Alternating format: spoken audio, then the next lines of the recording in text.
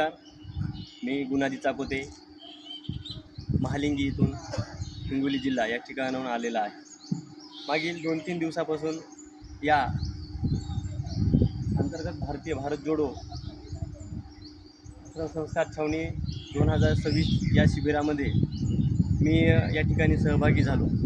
सहभागी झाल्याच्या नंतर जेव्हापासून श्रमदान करायला लागलो, 2-3 दिवस झालं श्रमदान, आणि या ठिकाणी आल्याच्यानंतर वेळ काय असते हे या ठिकाणी आपल्याला वेळेचं महत्त्व कळते। सकाळपासून ते सायंकाळपर्यंत कधी वेळ निघून जातो आणि कंटिन्युटी कार्यक्रम असल्यामुळं वेळ कधी निघून जाते कळत बी नाही। आणि समध्यांनी एकत्र येऊन श्रमदान केल्याच्यानंतर एकजुटीचं एका जुटीचं जे काय असते फळ या ठिकाणी आम्हाला या ठिकाणी कळालेलं आहे। तर भारतातल्या सर्व युवकांना मी या ठिकाणाहून आवाहन करतो की आयुष्यातून आपण एकदा तरी या ठिकाणी बाबा आमटे यांच्या विचारातून, यांच्या प्रेरणेतून जसं आनंदवन उभारलेला आहे तसं या ठिकाणी सोमनाथसुद्धा या ठिकाणी प्रकल्प अत्यंत उत्कृष्ट या ठिकाणी उभारण्यात चालू आहे आणि काही काम चालू आहे।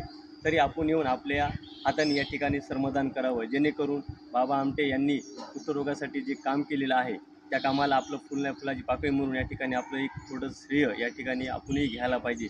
बाबा आमटेने आपलं आयुष्य या कुष्ठरोगासाठी आणि आदिवासी समाजासाठी या ठिकाणी राबवलेलं आहे। आपलं हे कर्तव्य आहे की आपण ज्या समाजामध्ये राहतो, त्या देशामध्ये राहतो, त्या देशासाठी, त्या समाजासाठी आपलं काहीतरी देणं लागते। म्हणून आपण या ठिकाणी दरवर्षी या ठिकाणी